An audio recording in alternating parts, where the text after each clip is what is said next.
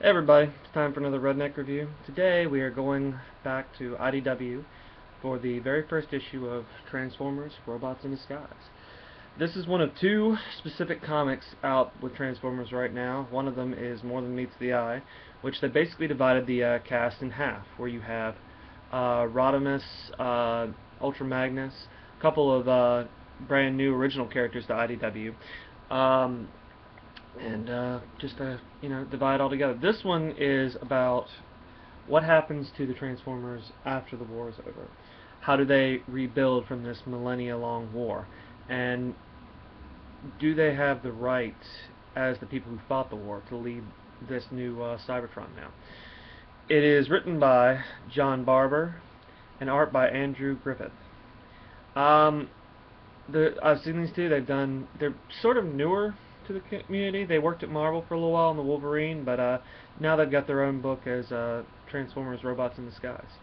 This is a $3.99 book. It's the first issue in the series, and it's a wax holographic title cover. It's pretty awesome. All right, well, we start things off on Cybertron, where basically after the war, as we all know, they're out of resources. People are coming back to the planet, though. I mean, we have all of these hundreds of Transformers just trying to get back to normal now that they know that there's no more war. As we all know, if you're not really familiar with Transformers, and why shouldn't you be? But you see that you know that the Autobots and Decepticons have been fighting for millions of years, but in the middle of all that, you have the Nails, which are the non-aligned Transformers. And just the new leader of Cybertron is Bumblebee. He's the little yellow punch buggy from the old series, or the Camaro in the movies. This one, he has stepped out of his comfort zone and has become basically a interim prime. He's the new leader of Cybertron, along with this unaligned Transformer, who they believe could represent all the Nails, the people who didn't fight in the war. And these are them right here. Here's Bumblebee. Here's Silverhawk. Turns into a jet. Alright. And he's just welcoming people on the ship. He goes, "Welcome home. My name is Bumblebee, and on behalf of the Cybertronian Provisional Government, I greet you, brothers. Welcome home." And, you know, these civilians and whatnot have been coming back. He says, "What in the after spark have you done to the planet? Planet tried to grab us?" Silverhawk intervenes in this little picture here. You can tell he really needs help with this one. He goes, the war that young Bumblebee and his Autobots took part in it ruined our world. This was the best they could do. Nice. Like, well, thanks a lot, for really putting me down in front of people. He goes, "What about that weird radiation we spotted on our way in?" "Well, my friend Rodimus, he took a ship to, talking about More Than Meets the Eye, tried to find the Knights of Cybertron. Bumblebee argued with his friend, and Rodimus' starship exploded. Quite mysterious. Hundreds died. What, somebody tried to leave and they blew up? That's not what...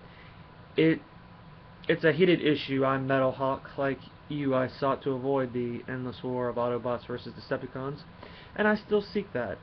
Come, I will show you around my new brother." One of them is trying to, Bumblebee is trying to have this world after he fought so long for it, and Metal Hawk is basically out for the the non-aligned people who just generally want to live in peace. They don't want any more to do with this war. They're so sick of it. They're more sick of it than the Autobots. Well, it's not all hunky-dory. The Autobots, as you can imagine, won the war, and they basically put all the Decepticons in under their control. They have them tagged and ready to blow up if they cause any trouble. And we see they're using them as enforcers, and that's not the best idea. We have here a picture of, this one Nail who's, I guess, looks like a little bit of a teenager. He's got sort of the hat on, looks like a hood, and two Decepticons, Bull and uh,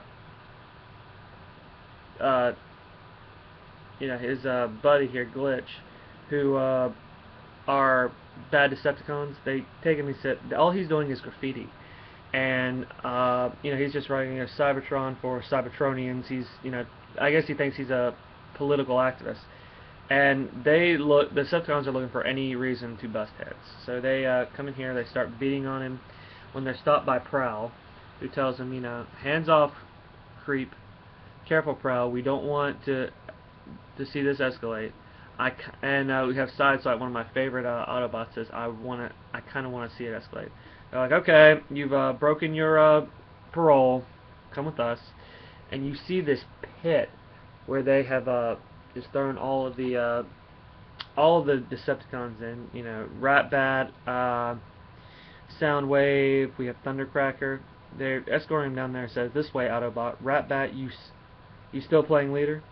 I seek equality among our tribes. I do not approve of you using the Decepticons as pawns in your personal vendetta against." All right, I'll take that as a yes. Basically, Prowl's telling him, yeah, I understand what you're saying. It's the same crap you always say. He insisted on seeing you, Senator Ratbat. Because, yeah, it looks like we got in trouble, sir, the Decepticons say. If you were in trouble, you wouldn't have a head Decepticon. Is it not enough that our ID chips prevent Horrible and Needle Nose from using their natural defense? Not enough that my friend Skywarp here is prevented from using his teleportation abilities. A fate saw fit to bless him with. He says, Ratback, give me a break. These two beat up a guy. End of story. If Bumblebee thought any of you have enough self-control or common sense to walk around without explosive in your head, he goes, Autobot, you beg for our help, and when we give it to you, how do you treat us? Like the animals you are, he responds. There's still a lot of hatred between the Autobots and the Decepticons, and we see Ratbat just biding his time in this picture. He's got something going on. Of course he does. He's a Decepticon. And they, of course, they have to be fair, and they throw the other guy in prison too. And we just get in this conversation between Bumblebee and Prowl, who is basically the second in command right now. He says, the nail was over-exercising his civil rights, Bumblebee. This is Prowl. So a couple of Decepticons started to exercising their judicial authority. Prowl, you need to control your little friends. They're not my friends, Prowl says. Whatever they are, you keep them in line, or I'll do it. You understand? Ratbat is going to be a problem. Are you listening to me? Yes, I listen to you. There's a chain of command, and you're in charge, so I listen to you. I memorized your insights and moved on to the next topic. Ratbat is going to be a problem, is what I'm telling you. Rodimus and his crew died. They were our friends. We can't not eulogize them. They were my comrades too, Bumblebee. Look, but every time we have to stay together. We're the last little bit of civilization Cybertron has right now. You are the leader of the new Cybertron. They'll probably prime you here soon, but you've got to be the leader that we need. And I really liked it. I've always thought Bumblebee would make a great leader. I'm more of a fan of Rodimus because I'm a child of the 80s. But anyway, we find out another older character coming here, Ironhide. He's coming back to the city, and he manages to come in and land on Omega Supreme, the big, gigantic transformer that turns into a rocket ship, who is just awesome and can't be beat. But we see Ironhide here. He's trying to. We see him just come back, and he's trying to figure out what's going on here, where the Decepticons are, because they, in the last arc, they were basically out of commission for a couple million years. But now he's awake and he's trying to figure out what's going on. He goes, Wheeljack, what the Matrix happened to our world? Same thing that happened to all of us, pal. It changed.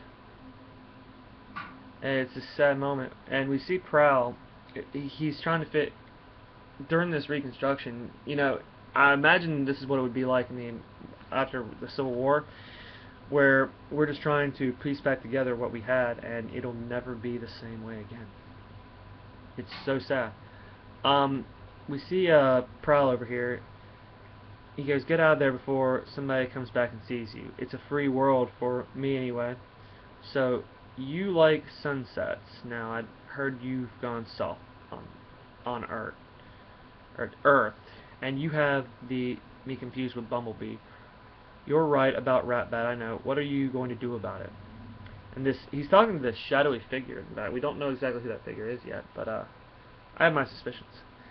And the Nails and everyone are trying to are demanding that the boy that was graffitiing and everything. Metalhawk comes in and tells Bumblebee, you know, he says you need to let him go. He didn't do anything wrong. And the two of them are just sharing the responsibility of controlling the planet. Bumblebee tells him, "You don't understand what's going on here, because you don't understand what we went through." He says, "Because I understand plenty. While you people were fighting in this war, we were the ones hiding, because we didn't want to go didn't want to tote that moral line, and just, you know, we didn't want to be in your war." And he tells him, "And now you've got these killers out here enforcing the peace. How is that supposed to help us?" He tells him. He goes, "It's not, but this is what we're doing. This is the only way I can keep order." He says, "The way you keep order," and all of a sudden it's broken up by another attack by the same two Decepticons, who are enforcing all together. Apparently one of the Nails said something to him. He tells the Nail, them's fighting's word, "Get off him, he wasn't hurting anybody, he's just walking around." And they said, "How about I be the judge of that?" They're just, you know, being bad cops, basically. Excuse me, sorry. And he tells them, you know, "Hey, you know, listen, if you got Bumblebees over here," he manages to get to the scene. He tells them, "If you don't stop," and they're just brutally beating these non-aligned Transformers. He tells them, "Stop, stop. This is your last warning, Bumblebee. Think about this, what you're doing." He says, "I know what I'm doing. I'm making an example." And he flips one of the switches and blows Horrible's head off. And, you know, he's trying to show them that, hey, you know, you guys, you're not going to push me. I'm not like Prowl or them. I don't have any, you know, reservations about blowing you up if you touch these citizens. Which I think need to be done, because the Decepticons are still the bad guys. He goes, it's over, Horrible is dead. Return." "Yes, sir." And they realize that there's nothing they can do. Prime never had, and the final thoughts of Bumblebee here are, "Prime never had to deal with this, and I never wanted to. But this is my world, and I have to defend it, even if it doesn't want us here. No, especially if Cybertron doesn't want us here." Okay, guys, well, that's the end of Transformers More Than Meets the Eye #1. I particularly like this book. It's sort of a different vibe than you get from the Transformers, about maintaining the peace and just general stuff like that. On the art, drawn by Andrew Griffith, I would give it a solid 5. There's not one advertisement in here. I wouldn't exactly call it a $3.99 book for that, because it's a little thin on the pages. It just has some like advertisements at the end where it's talking about future stuff or past stuff now. But altogether, there wasn't one advertisement in the story, so it doesn't take you out of the story. I love how IDW does that. So for the art, I'm going to give it a solid 5. The story, I'm going to give it a 4.5, just because you have to know what sort of happened in the last run of this book to go on. Whenever that happens, I can't call it a full complete story, because you can't just pick this up and know. Alright guys, well, that's your Redneck review from Robert. I'll talk to you later, and God bless you all. If you have any questions, please let us know. Thank you. This is Redneck Review.